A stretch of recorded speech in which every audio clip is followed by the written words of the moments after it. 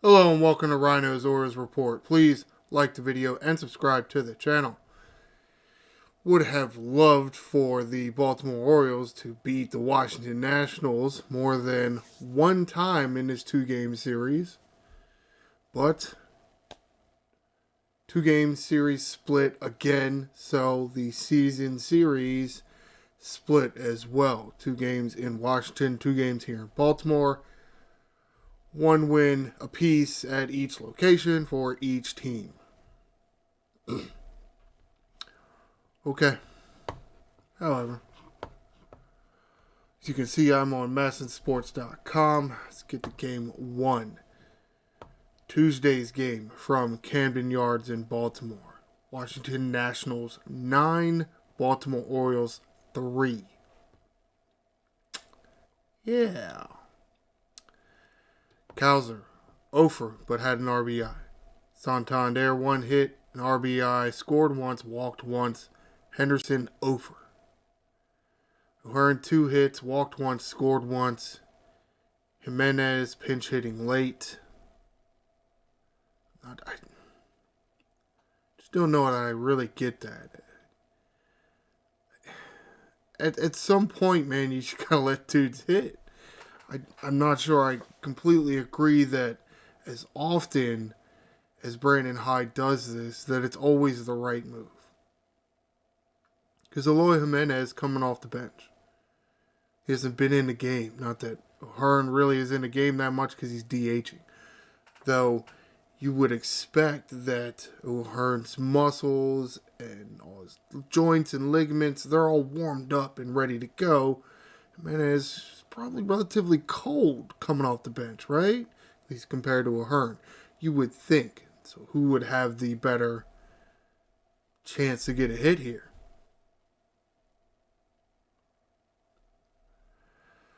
Whatever. I mean, Brandon Hyde's going to do his thing regardless of what I say, which is disappointing, but that's fine. Rutschman, 2 hits. Mountcastle, 2 hits and an RBI. Mullins, a run scored. Really need Mullins to get on base more. Really do. Holiday, a hit. Urias also with a hit.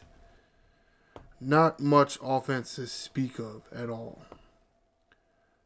Though they only did strike out 7 times, which is fairly good for them as a lineup. A whole 9-inning game, only 7 strikeouts. That's for these guys. That's pretty good. At least they're putting the ball in play. They only did walk only 2 walks. You would like to see a little more than that, but when you're throwing strikes, there's throwing strikes. Santander with a home run. Only extra base hit to speak of. Yeah. Trevor Rogers with a start in his game. I do think the years of control added to his value. Is 2 more years of control after this. So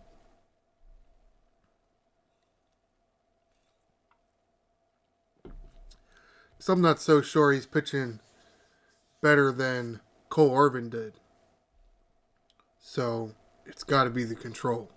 You have more opportunity to work with this guy and help him grow during the off seasons and the spring trainings that you're going to have with him. Goes 5 full innings, gives up 7 hits, 5 runs, 2 walks, and strikes out 2. Not a great performance there. You do like that he was able to gut it out and go the 5 innings, though he only threw 78 pitches. I mean, he could have pitched a whole nother inning there. Just wasn't pitching well. Not that the next man out of the bullpen did any better. Brian Baker. 1 full inning pitched. The 6th inning gives up 3 hits, 2 runs, no walks, strikes out 1. I thought he gave up a home run. It was just a double. Yeah, we definitely need some relief help, but there is some update on Webb and Coulomb, but I'll get to that a little later. Gregory Soto coming out next. Wow. Way to be the only pitcher that doesn't give up any runs here, buddy. Wow. pitching 1 full inning, the 7th inning. No hits, no runs, no walks, 1 strikeout. Like, why can't you do this other times? I guess he got mad because he's facing his former team. At least, yeah, Gregory Soto pitched for the Nationals, didn't he? About 95% certain. Actually, you know what? We could probably hit one of these buttons here.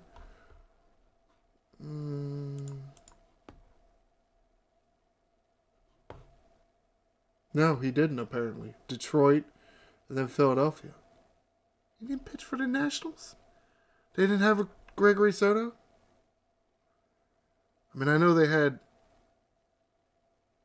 What is his name? Juan Soto. They didn't have another Soto? I thought they did. Oh, well, my bad.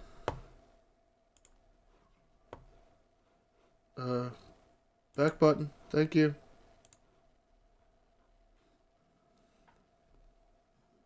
Thank you, Internet. Keegan Aiken, next man out of the pen, pitching the full 8th and 9th inning.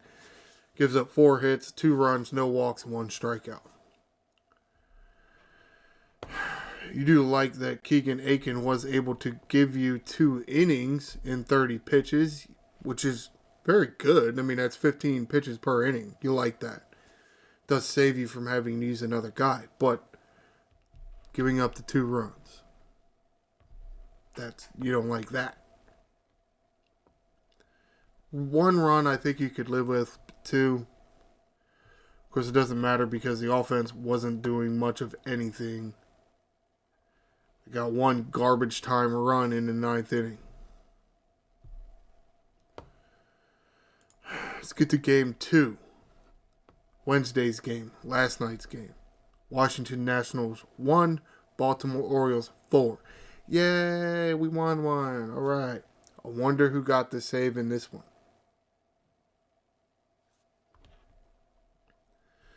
Austin Slater leading off. Well, lefty on the mound, that's what happens usually.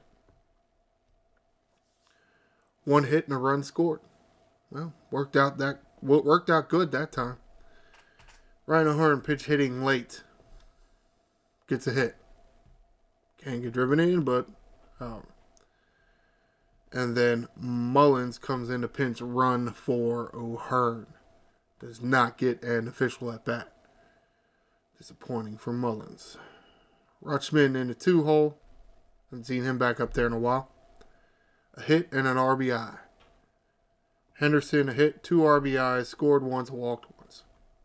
There you go. Mountcastle over, walked once. Santander, over, walked once. Jimenez, over, struck out twice. He was doing so good too, wasn't he? Cowser, a hit, a run scored, and walked once. Mayo, a hit. Go Mayo finally got his first major league hit. Yay! Woo! About time. Also walked once and scored once. And you know what? Congratulations, Mayo, on getting your first major league hit. Now get back down to AAA. Bye. Yep, spoiler alert. Ramon Arias pinch hitting late. Again, with the pinch hitting stuff, because one guy's better than the other guy, or actually, you know what? This doesn't say pinch hit.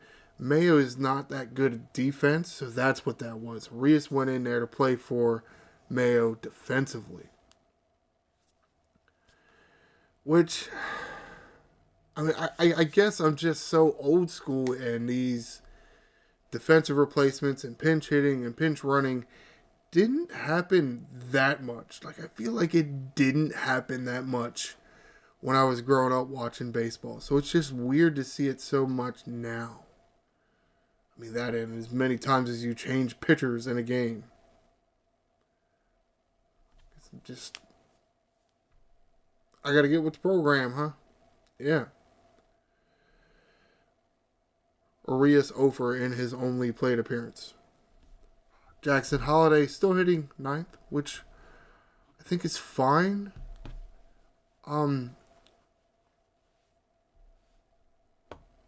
It's tough to say, do I want him hitting ninth or do I want him further up, say like 6th or 7th? I mean, I do like that he's hitting ninth, and if he does get on, then he's on base for, you know, Slater in this case, or Cowser, or, you know, Santander been hitting two a lot of the times, or Rutschman, or Henderson. And then at the same time, he's not clogging up the base pass. Like, say, a McCann would clog up the base pass when he does get on base. But Holiday's not, because Holiday's a lot faster. So I kind of like that. And a hit and an RBI for Mr. Holiday. Why would I call him Mr.? Not even old enough to buy his own booze yet. Henderson with a home run. Yay! And that was the only extra base hit to speak of. Not getting a lot of extra base hits. Dean Kramer gets the start in this game. It's about time. Dean Kramer throws a fantastic outing. 92 pitches, goes 6 full innings, gives up 5 hits, 1 run, 2 walks, strikes out 3. Strikeout's a little lower for Dean Kramer, but at the same time, Nationals are kind of a young team. They don't walk that much. They are fairly aggressive in the strike zone. And we had good fielding, so, you know, getting the outs there. You love to see this somewhat of a bounce back performance by Kramer. As far as he had his good performance and the team got a win. He got them a win. They got him a win. Same difference. That's why we don't really like win as a statistic for a pitcher, because it really, you know, you can have an outing like this and still lose because your offense doesn't score. Or you can have an offense that score 15 runs and still lose because you gave up 16. So, win really not a individual statistic anymore. At least it's not thought of anywhere. Because pitchers just don't pitch that much. So these starters don't.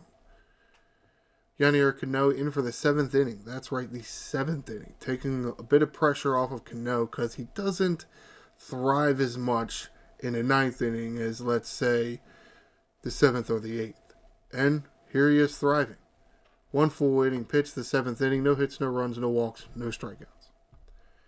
Which you can live with the no strikeouts because he's more of a ground ball pitcher.